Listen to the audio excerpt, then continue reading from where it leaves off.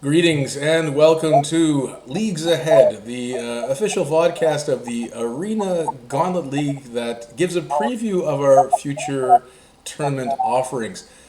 I'm Christopher York. I'm the founder of the AGL and the current tournament organizer. And today with me is Adam S., a longtime LC member and, non-coincidentally, the lead designer on this particular league design. Welcome, Adam. Hey, Chris, thanks for having me.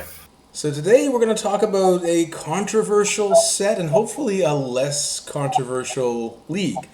This set, the so-called Spider-Man Through the Omenpaths set, has two different, facing products. One is a paper-facing product that has the Spider-Man, just overt Marvel tropes and references, and then the other is the Through the Omenpaths digital version of the set that we'll be enjoying playing online.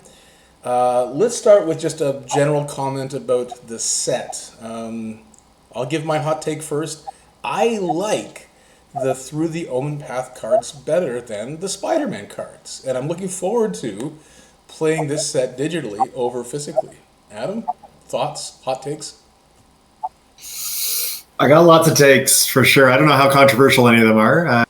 They did not make it easy for us with this particular release. Feels like a bit of a botch by them. This felt like a layup, right? Like, how hard is it to make a Spider-Man set? Turns out extremely hard. Right. I mean, like, botched on nearly every level. That's probably too negative, but like, that's how I feel about it. Pick 2 draft, it seems like made up and bad, but they've made that the whole sort of raison d'etre of the set. The set is too small. It has too many legendaries at common. Even the Spider-Man theming is like half-baked. I like Spider-Man. This doesn't feel that Spider-Man-y to me. It feels like just a take on the most recent movie. Right. Yeah. I don't know what else. There's 2 versions of every card. That's a nightmare. Only if you play the paper version. Only if you play the paper version, then you cross the streams. Otherwise, you just have that pure fantasy, resonant stuff. Even if I never touch one of those cards, which is looking pretty likely, we still have to market this to people. We have to design a league that has to be themed around one of 2 totally unrelated themes for this set. Yeah. The whole thing, like, even if I never engage with a single physical card, this creates all kinds of issues for us in terms of what even is this set. Yeah. Can I tell you something? Yeah. I'm a fan of Spider-Man. I grew up reading the comics, and I like the awkward Peter Parker character, a nerd who secretly got things going on. That's how I felt. That's how most awkward preteens feel, I think. I'm a fan of Magic from not so long after that period, and putting those 2 things together, it looked like that'd be a pretty easy sell for someone like me. But oh boy, did the wheels fall off, and so quickly. And now, what I'm looking forward to is mostly from this set are the flavor clippings from leftover art they're using to fill out the Through the Omenpaths set. So I'm interested in, seeing different representations of bits of planar lore that were left on the cutting room floor after, Streets of New Capenna or Tarkir or whatever. We're getting little bits of insight into things that we didn't see on camera the first time around. So it builds out the pool of cards online a little bit that we can use to sort of decorate leagues that we base around these planes, which is pretty cool and exciting. And it was totally not promoted by Wizards. It's like they're embarrassed of the Through the Omenpaths product. If Johnny hadn't sort of dug for it, I'm not sure that it would have come to even our Discord's attention as quickly as it did. It's not like they put a banner out saying, hey, Through the Omenpaths, you've been waiting for it. Today you get to see Through the Omenpaths. They just dumped it all like it was slurry. They didn't promote it at all. But I think it's the most exciting thing about the set. That's 100% of Arena stuff, right? Like, there is no promotion at all for any of the alchemy products that come out, for the remastered sets. That I understand. Dump them.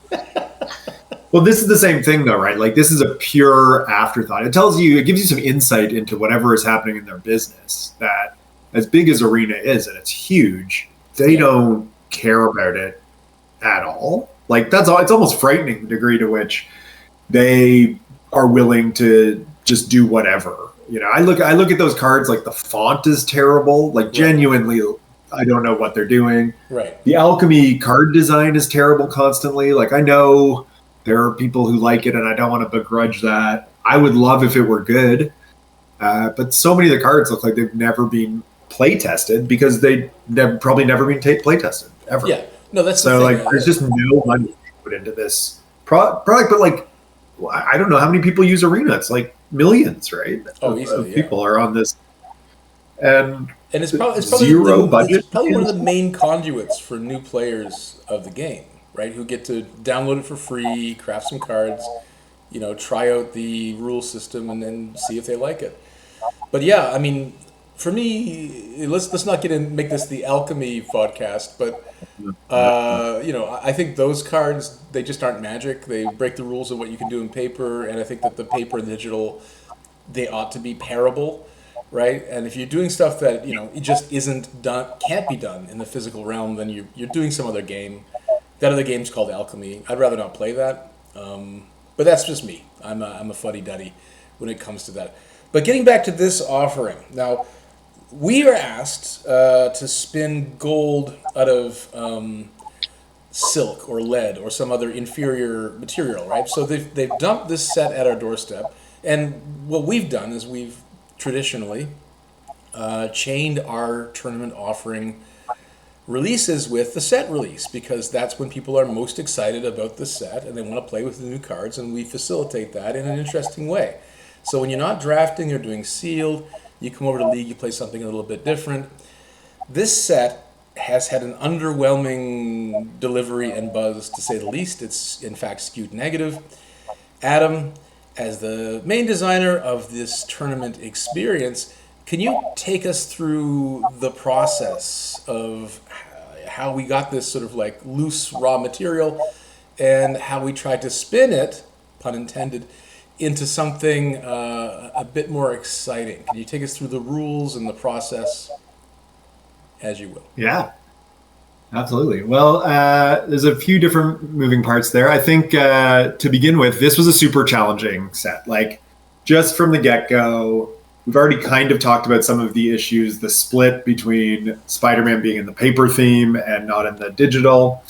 Although we've mostly just ignored that and we've leaned into the Spider-Man narrative because I think that's a super cool, interesting, rich area for us to design a league in. And I think we've done that. So I'm very happy with that. It remains to be seen how that's going to feel when the cards themselves aren't Spider-Man. But that piece we just really couldn't avoid. I think we went the right direction. I'm happy with the direction we went, and we're just going to see how that piece lands.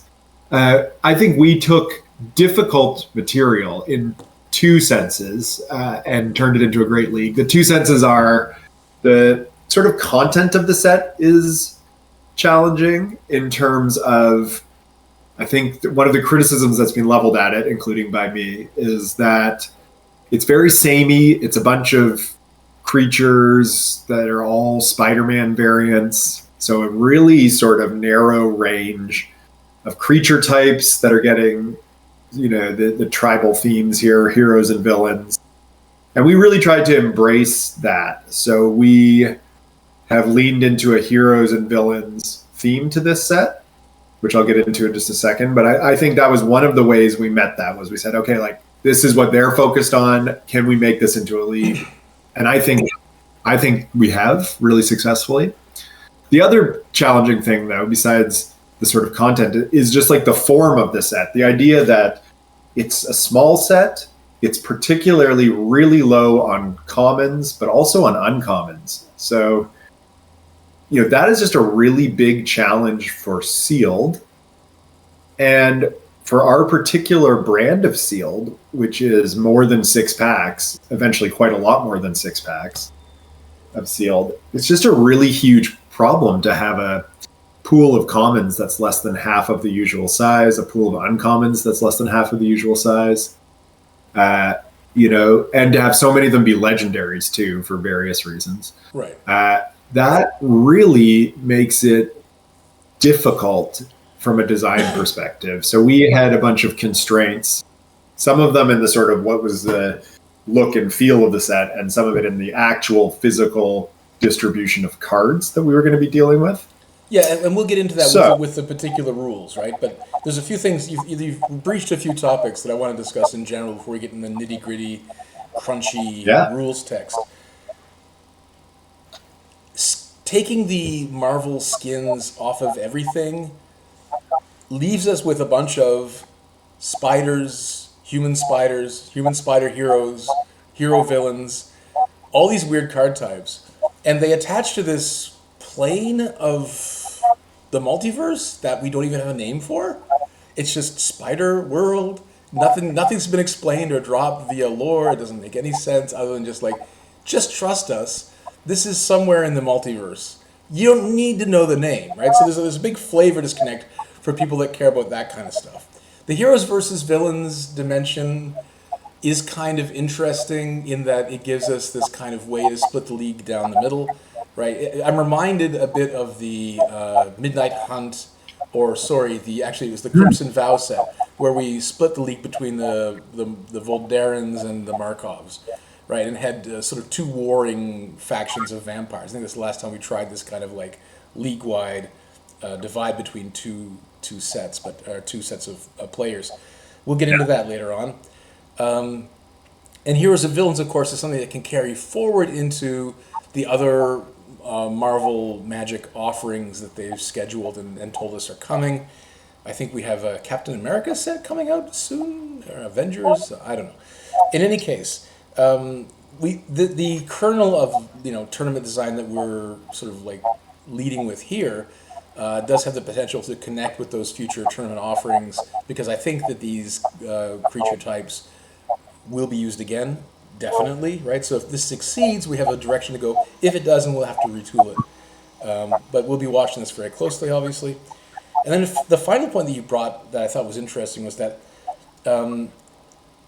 opinions vary as to what the correct ratio is of non-set to on-set cards in a league. Now, as a general design philosophy, I think aiming for like 25% offset cards is pretty good. 75% of the cards being onset gives you the flavor of the plane or the place that you are without it becoming too boring and without, surprising. You need to have surprising stuff come in, I think, in a 6-week long tournament.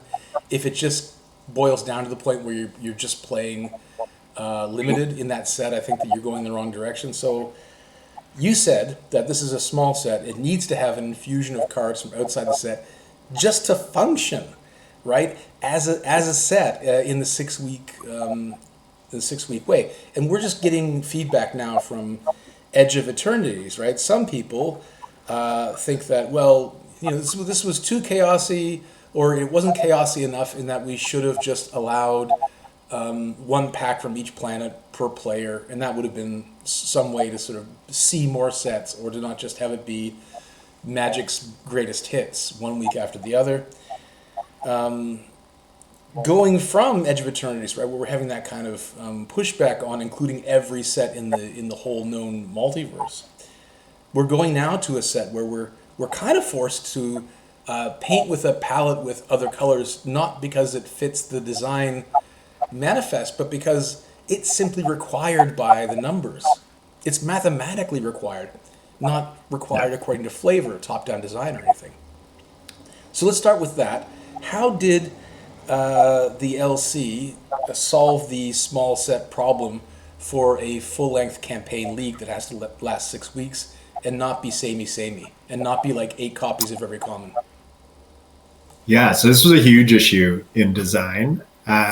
In that, even pretty late in design, as we were starting to really run the numbers and figure out how these things would line up, we were really realizing we just can't have the normal amount of commons from the Spider-Man set. Because if you crack a sealed pool, you are basically opening one of every common in the set, right? On average, just in your initial pool. So by the time you were to finish 10 additional packs for our typical league, you're talking about you'd have 2.5 on average of every single common. And obviously with variants, some of them you're going to have 6, 7, 8 copies of. Yeah. And that just doesn't function at all. And some of those commons are legendaries, which is very, very uncommon. There's 10 legendaries out of 50 commons. So Yeah. 20% of That's another commons. issue. That's another issue we didn't discuss, but yeah, there's another design issue for us. So I mean, it's entirely feasible. It will happen if we run those kind of numbers, that there will be people with 7 Doctor Octopus legendaries in their pool, which is just an odd experience, right? I don't think that's what we want. So we knew, and even knowing this, we still had to make further adjustments. But we knew we were designing. We had to change, either go heavily offset packs, or what we landed on was returning to the custom packs that we had done for Final Fantasy, but this time using that to really shift away from the standard pack composition that they're offering us into something that's going to work for a sealed tournament of this size.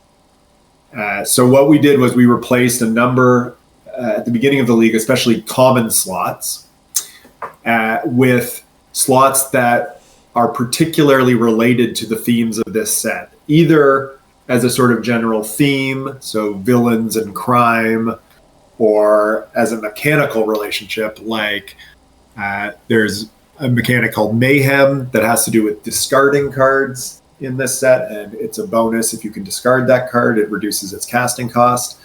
So we've added one common slot that is cards that discard other cards, and we've also added a common slot for cards that want to be in the graveyard.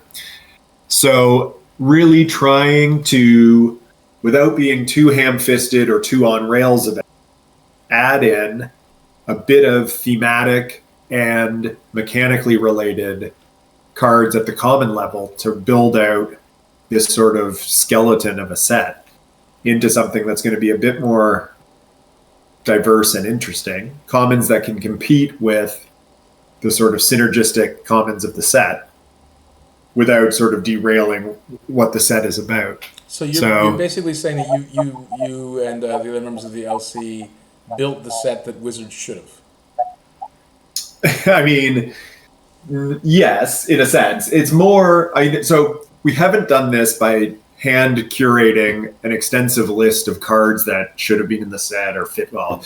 We really just use broad Scryfall searches to find cards that exist right now in standard, or sometimes we took a larger pool of Pioneer cards. We were very ad hoc about it, just whatever worked for a particular search.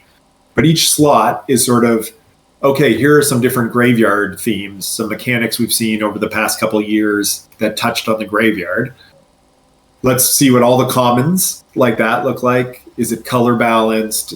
And we were very flexible with how much we needed things like that. But is it an appealing slot? Are you going to be happy to open one of these cards? What's the average power level?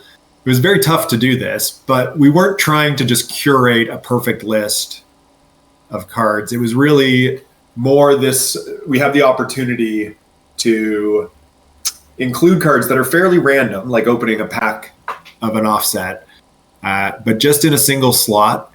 And we can control things like their rarity. We can control how they, what cards show up in that slot.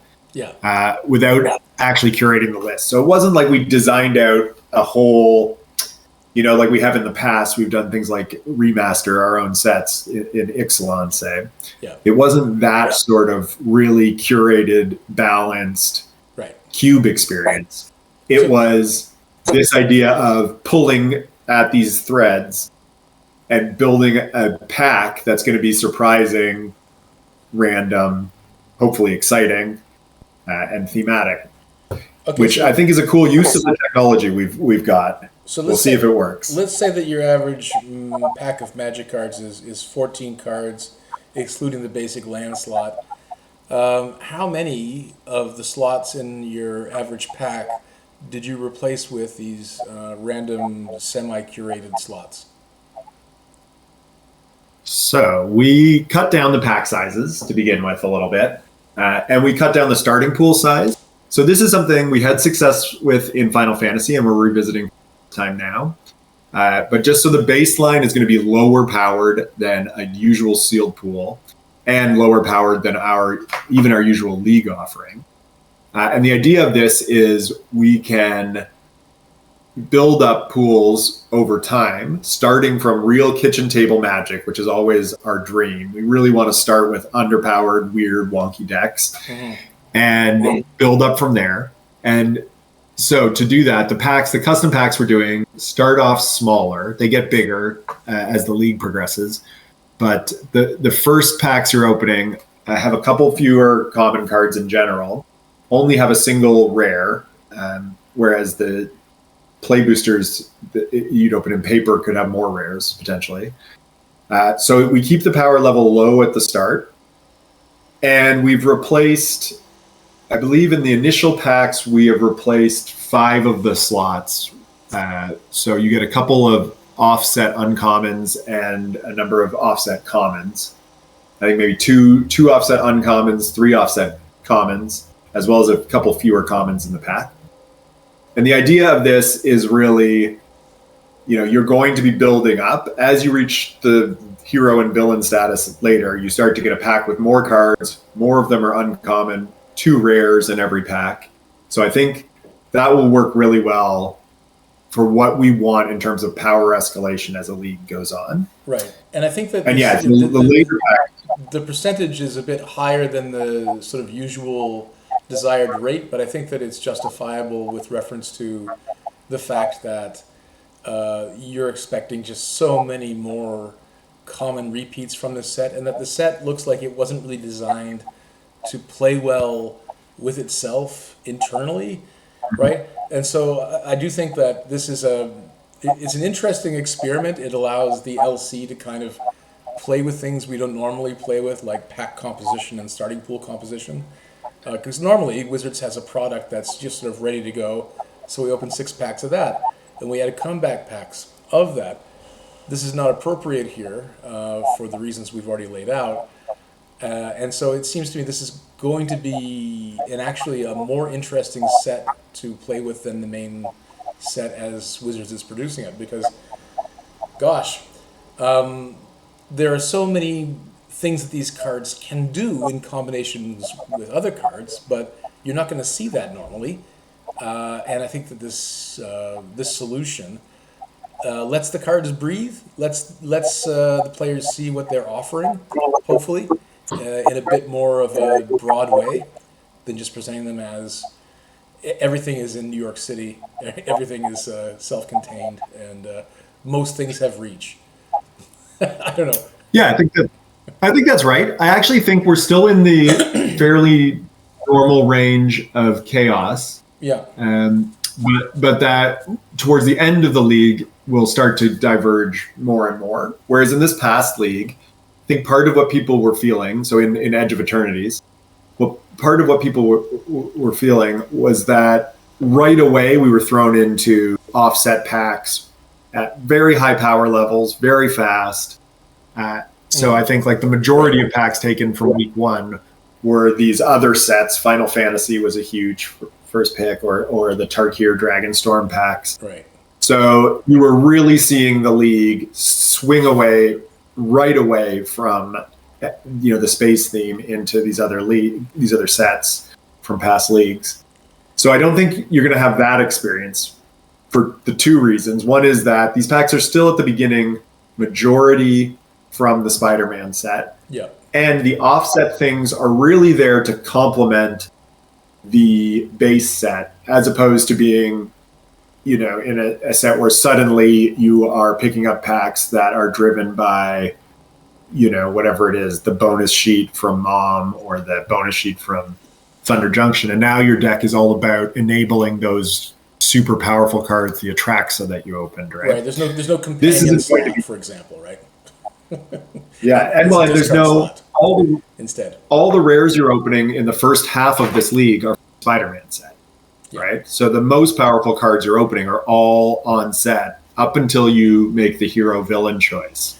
Let's And talk about then we'll that. start seeing some powerful offset. Let's talk about that. So there's the custom packs. That's a key sort of design feature of this league.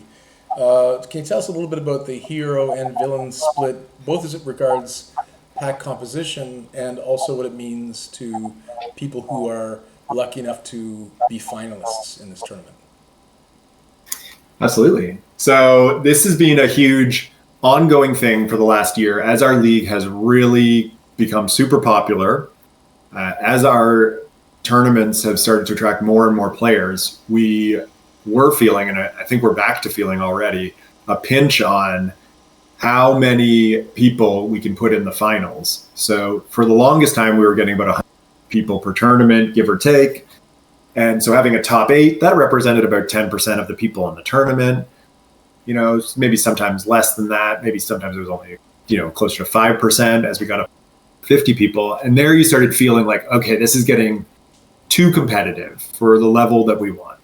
So this is a really big ongoing issue for us. And we started to make the decision. I'm really glad we got out ahead of this, but to expand our playoffs, because we were planning ahead on that, and suddenly the league picked up and we started getting 200 people, and now this last league was just shy of 300 people registered. And so it's extremely competitive. We wanted more people making the finals. And so we looked at, during that period, and we're still looking at, what's the best sort of system for expanding that. What we've landed on mostly is just moving from top 18 to top 16 and having a sort of double mega draft where the winners play off in a grand finale. And we're still getting that down, what that looks like. How do we build up the grand finale? How do we make that interesting? Is it fair that they're in different pods and playing off against each other at the end? We're wrestling with all of that. But one of the ideas that got left along the way was having the standings be split in half. So instead of one huge 300-person standings with the top 16 going through, dividing the standings in two and having the top 8 of each of those standings go through. And, these are the kind of differences that some people probably don't really care about or notice. But it's the thing that we spend a lot of time thinking about, which is better, what's the future for us. And so when we got this chance to divide the league down, a theme that really naturally presented itself between heroes and villain, for me, the instinct was, okay, maybe this is a way that we can revisit doing a split standings, but in a new and interesting way where players decide through the metagame and through their pack choices in this case, right? Like which standings they're going to end up in. And so there's this interesting dynamic around that where we've got asymmetrical packs. If you're picking heroes packs, you're getting different cards, different types of cards in those packs. If you're picking villains, you're getting villainous cards, crimes, outlaws, that kind of stuff.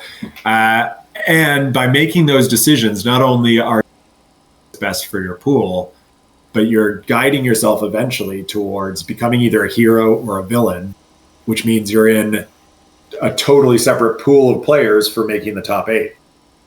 So I think it's a really interesting way to experimental phase we're in about what sort of playoffs work for us, what don't, what's fair, what isn't, how can that be part of the mechanics that we're doing in the future.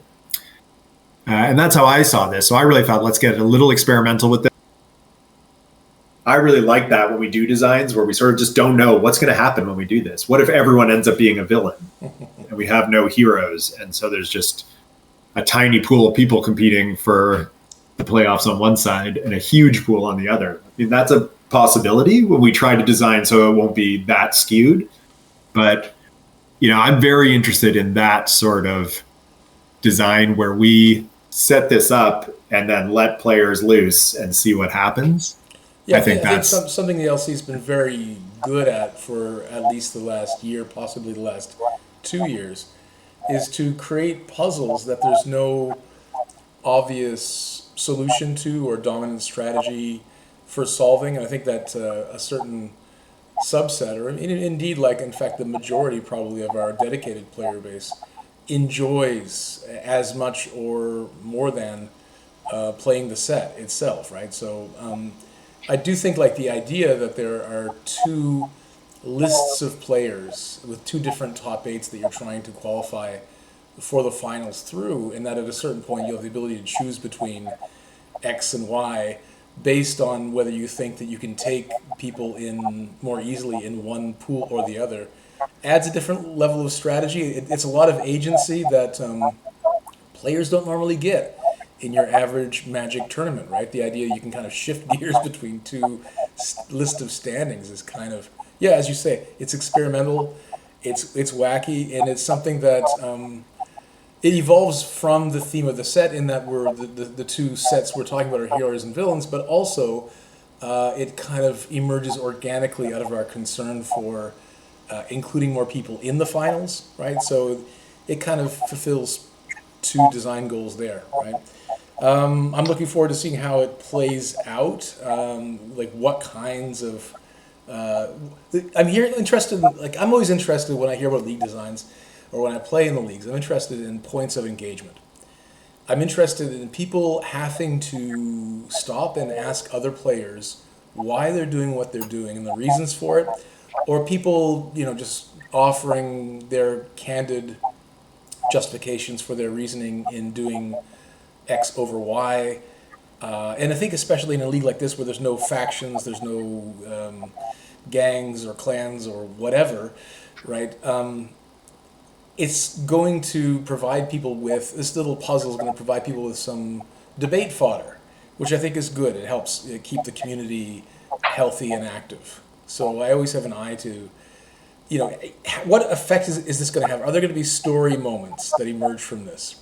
And we've already talked about a few potential ones, right? Like, let's say that some player who hasn't chosen hero or villain yet gets to close to the finals, and they've been doing very well just as a civilian and haven't had to choose to be a hero or villain yet. And what side they plonk themselves down on in the final week of play could potentially displace somebody. And that's going to be a real story moment. Like you're going to hear some discussion on that for sure. Because the potential feels bad, even though it's all in the rules, you can kind of see it coming. If placing high in the finals is important to you, you're going to be trying your best anyway. I don't know. I think the potential for mischief and misadventure is baked in here, but the potential, the odds, the percentile chance of it actually turning out to be bad for anybody, extremely low. But it's interesting that we're having this discussion already. Our players keep us honest. They keep us on our toes, well in advance of any difficulty. As you know, we do a fair bit of hand-wringing about worst possible case scenarios. And I've got a bit of a reputation with the LC for being a negative Nelly in that, I've seen things go off the rails. That's the first thing I do, is whenever I hear about a new mechanic, I'm like, how could this be abused accidentally or with ill intent? How could this unbalance a tournament and make people feel like they're having a terrible experience? Adam, do you want to speak to some of this behind-the-scenes hand-wringing that you've been doing with regards to this rule set? Oh yeah, so I totally agree with all that. I think it is such a fine balance between these story moments that you're talking about, giving people some powers or some agency, both to make mistakes and screw themselves in the larger tournament, which we try to keep people, give them some guardrails so that they can't create a miserable experience for themselves for weeks. Traps, and also we try trap to make mechanics. Yeah, we try to avoid traps, and we also try to avoid giving people, too much power over other people, in the sense of, like you're saying, being able in this mechanic to cut them off and knock them out of their standings because of a choice they make in the final week. That's right on the line of, interesting stories and feels bads. And it's such a fine balance. I think in general, I'm also the same orientation as you are, that I like to stress test these ideas really hard. Could go wrong. But I do have a tolerance for outcomes that people don't like, but that are sort of dynamic, interactive, cool narratives that other people are like, well, this is too unfair. And I think, I think it's going to hit a good spot of, interesting tension. Even, but it is such a fine balance. Like even with our space exploration theme in this past set, you're out in this map and you could get really aggressive, cutting other people off and, hemming them out in the outer space map, right? Yeah. But I think it's good, it's a very fine balance. You want it to have a level of interaction where, maybe somebody cut you off, a strategic thing that hurts your chances, but we also don't want it to be you got cut off and it really ruins your league. Now you don't have anything to do in outer space or whatever, or you're trapped and your moves don't count. Let's say there's a continuum, right, of the ability to screw over other players that we're comfortable with. Like, I enjoyed dickishly cutting off other spaceships from, but the thing was, it's fun, especially when you're doing it, and even some to you. I mean, depending on how you are as a person, sometimes you got to respect the game of, all right, they really did this thing and screwed me there. Yeah, but the stakes are so low. It is a fine balance. The stakes are so low that it doesn't matter, right? Like the odds are that it's not going to make the difference between you discovering a planet or not discovering a planet in, let's say 99 cases out of 100, right? The fact that you didn't explore this hexagon is not going to tilt the game or tilt the tournament one direction over the other. It would be different if, when your spaceship was cut off, every player on board died and was eliminated from the tournament. That would be going too far with the mechanic, right? That would make this sort of like map minigame way too important. So there's a continuum of like, or let's say, for example, a hypothetical like Survivor League, where every week the player base voted for someone to eliminate from the tournament, no matter how they were doing. That would be that would increase people's power to mess with each other's tournament experience to an unacceptable amount, I think, for most people, right? That would be against most people's tastes of what was fair and good and fun. So to bring this into Spider-Man here, like giving people the ability to decide which of two competing standings they're in at the last minute is much higher stakes than cutting someone off in the space race.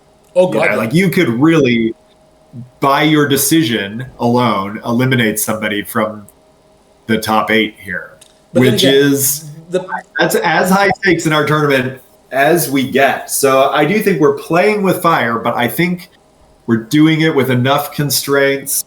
We're doing it in a controlled enough mechanic that hopefully, when that happens, if that happens, it's interesting and it doesn't feel just like random and punitive. Well, there's some discussion on the server so far, and I think someone worked it out, and they said that a player would have to go 24/6 to be in this position of being a kingmaker or more like a fool maker, to sort of flip the term on its head, right? To knock somebody out of contention instead of propping up another player.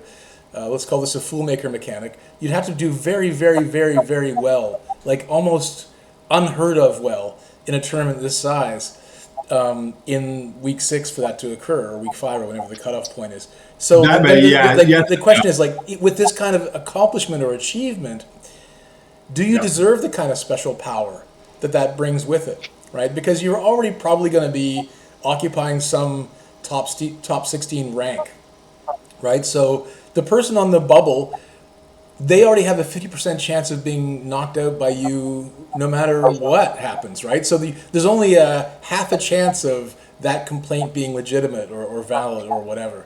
So I do think this is safe in the fact that, the chance of somebody having a 24/6 record, pretty low. And even if they get that record and bump somebody out, well, they would have been bumped out regardless if they were included in the main standings. So there's only a half of a chance of a low percentage of complaint being valid. So the 24/6 scenario is like a very particular difficult scenario.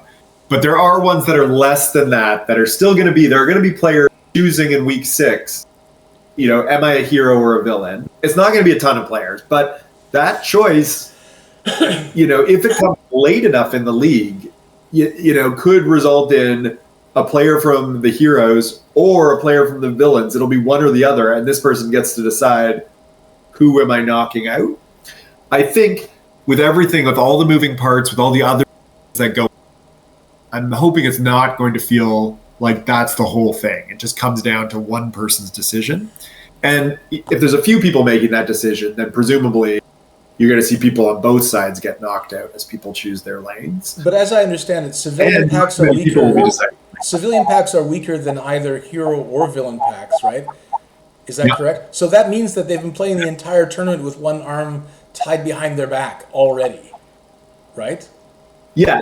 Yes. If you've intentionally stalled your decision by taking your packs, then yeah, there's a level on which this is fair, and you have to respect it as the other players. But of course, that's not really what informs people's experience of feeling bad in a game. It's like this person deserved to beat me is some kind of compensation. Yeah. But when they've made a choice to beat you instead of some other person at the very end, it's gonna sting. Well, that's Commander. So we'll see. We're playing. That's Commander, isn't it? We're just playing Commander now, right? Why'd you take me out instead of Timmy? Timmy was the threat. Timmy was the threat. Timmy was the threat at the table. Why'd you eliminate me? Right? So we're in no more of a whiny, justified whining position than somebody playing Commander, right? The most popular format of Magic. Hopefully we're nowhere as close to that level of politics, which I think some people would be less blasé if we were than you're sounding right now. But, I don't think we're at that level of politicking where we're going to have people negotiating out these things or anything like that. Adam, you just wait. We just wait until they finally put multiplayer on Arena. We're going to have a whole new level of salt on our server. Looking forward to that. No, I think we're playing with fire, but I hope we've got the balance right on this, because it will, as you say, if we get the balance right, then you get in that sweet spot of dramatic tension, narrative tension, interesting decisions that are, dynamic. They're interacting with other players, but we don't want it to devolve into, you decide someone else's fate on a whim or for politics. That's not really... that kind of commander stuff is not where we want to be with king making, things like that. So I don't think we're going anywhere near that. But it is that when you get into that space, you start getting these really cool, interesting narratives and these sort of experimental design outcomes that I find that's one of my favorite things about the league in general, is seeing how's it going to work when we open a pack market? What's going to happen? Yeah. Right, to the price of packs. What's going to happen if we have packs that collapse when you take the most popular ones? How many are going to collapse? How many are going to be available at the end? Which ones? Right? Like that. I found that bit of this past design of a number of recent leagues. Or, when we did Dread in Duskmourn. It's like, what's going to happen? Yeah. Are people going to have super small packs or super small decks? Are they going to have huge, enormous decks? Like, what's the optimal? What will people do? How will it play out? Those are the things that I find super interesting. Yeah, I love that we can. There's emerging complexity, which I think you're talking about. There's also kind of an emerging aesthetic dimension. There's even joy in that. Like, for example, talking about Edge of Eternities, as we've been doing since that's just wrapping up when this vodcast goes live, I kind of enjoyed, in a weird way, seeing all the spaceships slow down and then die towards the end of the tournament. Like, it's such a weird, like, at the beginning, the spaceships are just zigging, they're zagging, multiple players are getting wins, there's propulsion there, and then one by one, right, the ships start to slow down like little beetles at the end of their life cycle, and then they just sputter out at a corner of the universe. It's such a weird and poetic ending. Like, it's got nothing to do with who makes the finals, it's got nothing to do, it's just aesthetically enjoyable and interesting, and it wouldn't have happened if we hadn't suggested this mechanic and just watched the kind of beauty of exploration and the end of exploration emerge and then peter out. I'm totally with you on that. Someone described it like watching the exploration as we kind of went out into space, and then people found their channels or carved out their own area or cut each other off. And you kind of watched as the map, like I loved that week to week and even day to day, just seeing some areas suddenly get explored, other areas, they've been protected by just one ship that's doing its own exploration. I loved that. And then, towards the end, when the dynamic really started to change, ships started moving slower or just dying out in space somewhere.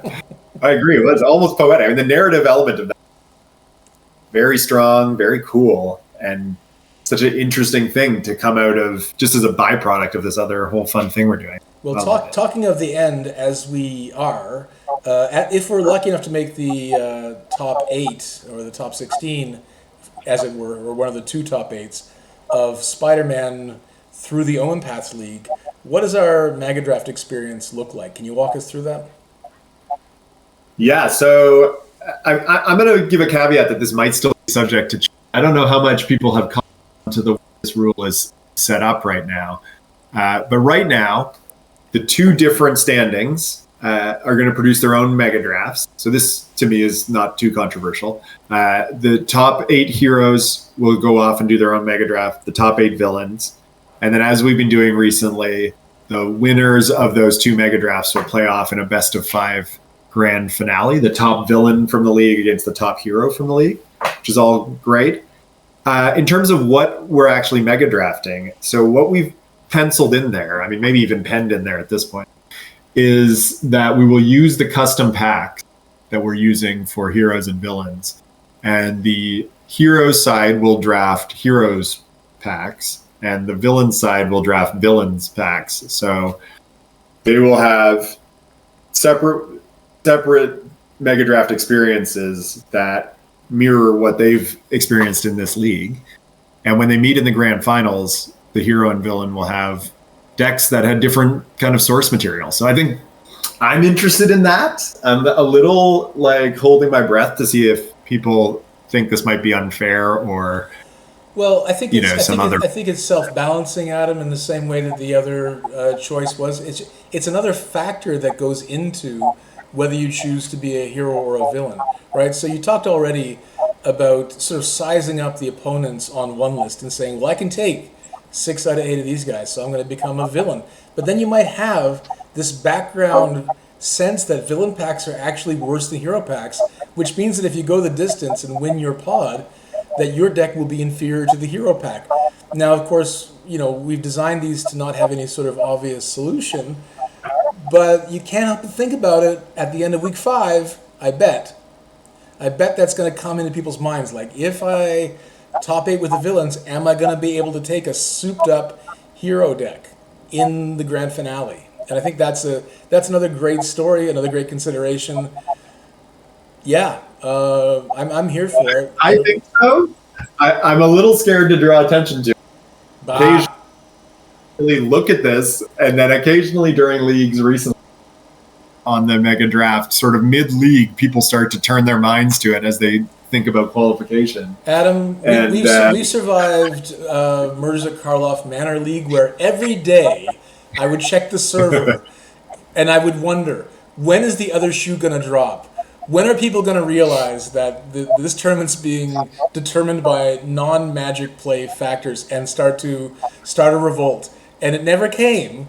We've been on thinner ice than this in the past. I wouldn't worry too much about it. I think you think it's okay. I think it's okay to put pen to paper and say, this mechanic is not that edgy compared to where we've already been, I think.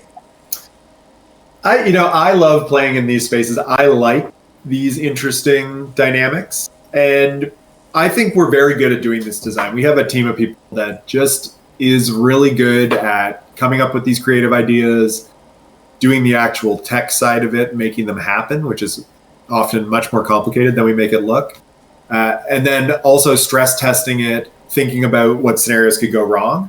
So I do think, with very few exceptions, we have managed to take these risks and avoid, the potential downsides. And I think that is something that gives me a lot of confidence when we play in these spaces. But I do think it's also healthy to have a bit of fear of it going in, not to be blind. There are some risks that people will maybe correctly find something to be unfair. Yeah, I mean, that's a real live risk. It's a fair question to ask if we've made it this far, this well, on the basis of skill, on the basis of luck, or on the basis of community generosity. I think that's a legitimate question to ask ourselves and keep ourselves humble in such situations. we're wrapping up our podcast, our vodcast now. Adam, are there any final notes that you wanted to make about the set? Like, remember that at a certain point I said we need a little bit of pizzazz. So we talked about the main league mechanics. Do you want to talk a little bit about sort of the aesthetic of the announcements that you're making? Do you want to talk a little bit about Jack's side events that tie into the main league? Any little other bits and bobs that we should discuss? Well, we didn't even discuss. We actually kind of skimmed right over one of the mechanics that we did add for a bit of pizzazz. We really wanted to bring out this, heroes versus villains dimension and them being sort of different categories. So one thing we decided to do was revisit the bounty system that we used in Thunder Junction League. Yes, sir. And so we're going to go back to having the top villains be wanted and there being a bounty for heroes and civilians that catch one of the villains from the top of the standings. And so that's going to work in much the same way it did in Thunder Junction. Players who've been around for over a year. How long is it now?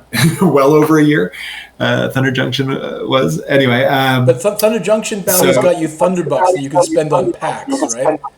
That's right. Well, we don't have that this time. So now what we're doing is we're a card from a subset of cards. I think heroes get enchantments when they claim a bounty.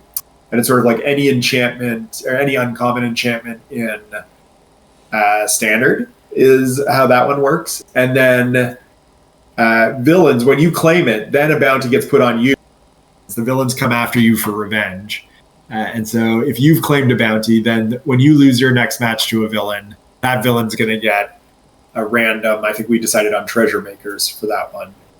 So just like cool, thematic, a little bit of like, we want to get heroes and villains sort of at each other's throats, really feel like they're on opposite teams here. And then as you mentioned also, as you alluded to, we're also running some side events, sort of building out this success we've had around feature matches and feeding those into a sort of team sealed. So we got a good twist on that where each week we're going to have heroes versus villains, and the side that wins the most matches gets entered as a team into a final tournament at the end.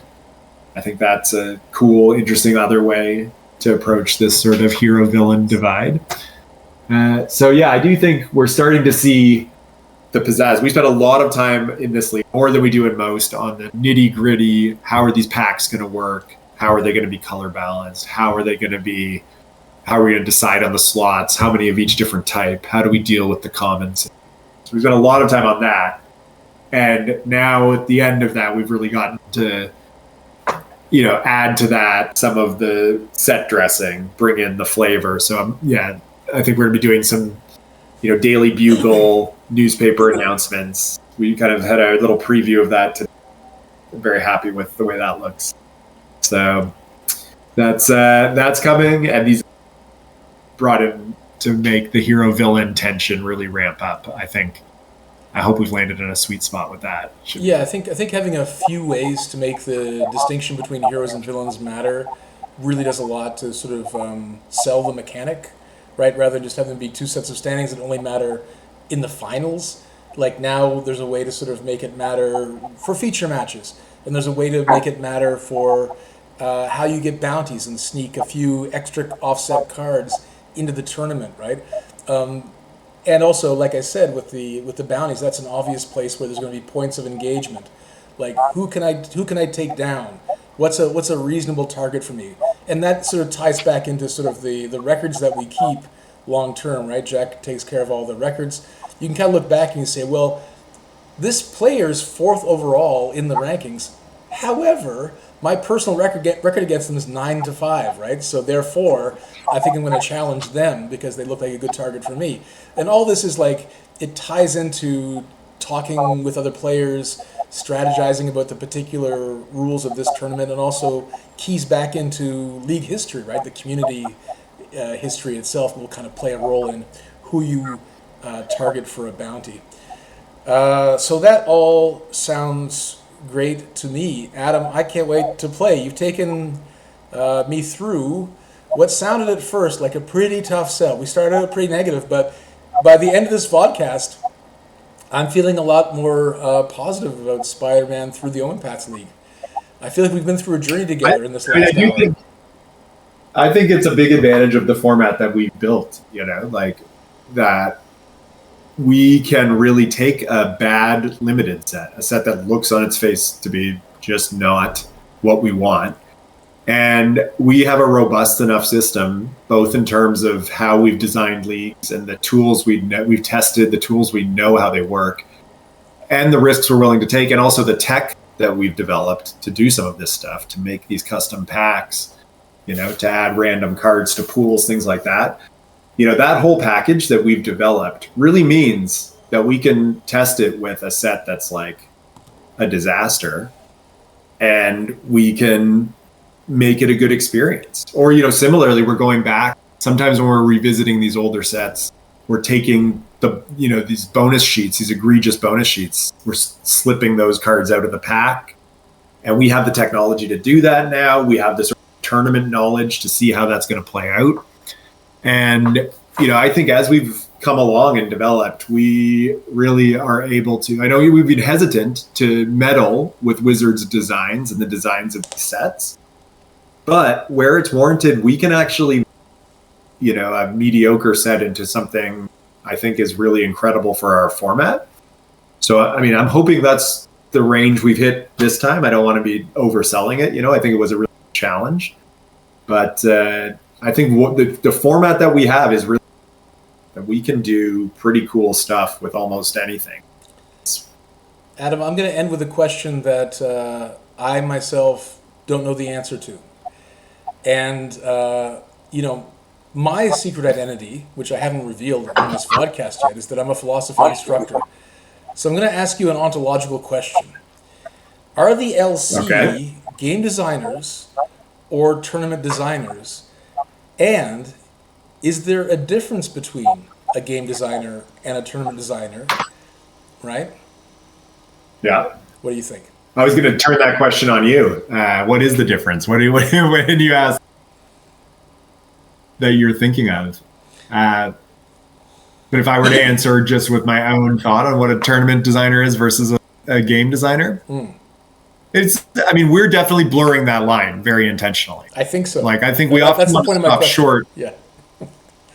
Yeah, I think we're playing in that space. What we don't want is for our game to overwhelm the base game that we're actually playing, the limited environment that's being given to us. We don't want our tournament offering to become something that overwhelms that, totally overshadows that, makes that feel lesser. We're not trying to become the game in that way. I think, though, our tournament is a format. Truly, I do think it's like a limited format, just in the same way that Sealed is almost. And that, so it's not that we're a totally different game, but I do think we're something more than just a tournament of an existing format. We're really out in our own space doing our own thing, which I think is really cool. So I don't know. We're somewhere in between those two things. We're not just a tournament organizer. We're not just plugging these sets into a rote, tournament structure. We're really designing cool tournaments that border on games in themselves, and sometimes that fix the base game where it's not serving our purposes perfectly. That's as good an answer as I could have expected with no lead up. I'll think about it myself, and maybe it's something I've got to develop for my own purposes. What is a game? Well, that's a deeper question. Yeah. Did you hear the podcast that it was Johnny on John's podcast, and Damien asked the question, why do we play card games for fun? And it was just like, what is the meaning of playing card games for fun? And Johnny had some incredibly, immediate, deep answer to it. But I just thought that was very fun. Well, John on Hunt the Week, John gives the guests the privilege of screening the questions before they're asked. This I just dropped on you. So you handled it with aplomb and grace, sir. And with that, I'm going to thank you, Adam, for your participation in today's podcast, and thanks for all your hard work in spinning gold from lead. It's a pleasure. Hopefully it is in fact gold. We'll see. We'll see you in week 1 of Spider-Man through the Omenpaths League. Thanks again. Bye for now. Bye.